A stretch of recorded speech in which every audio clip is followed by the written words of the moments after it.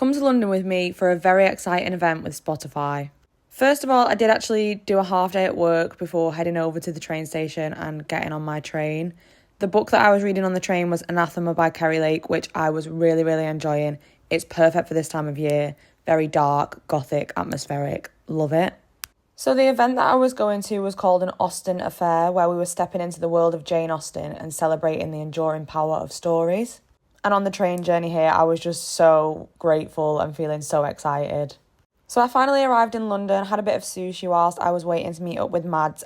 And then we headed over to Spotify HQ, which was such a gorgeous venue. There was all these little Polaroids on the wall. We were having a nosy at them. Of course, had to get a little drink, had a glass of Prosecco. There was some really good food as well. There were like mini fish and chips and stuff, so cute.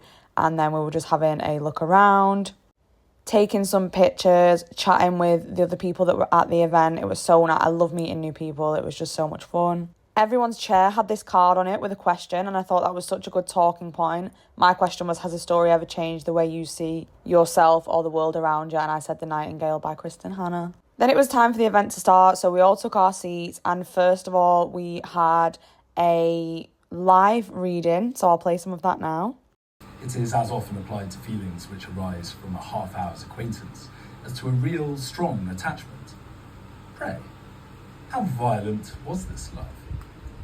And then we had some really great panel conversation. I think I find it so comforting and worrying at the same time, because it's comforting because you realise that for time immemorial, love and the pursuit of love has been one of the hardest and also most wonderful things that we as humans have embarked upon.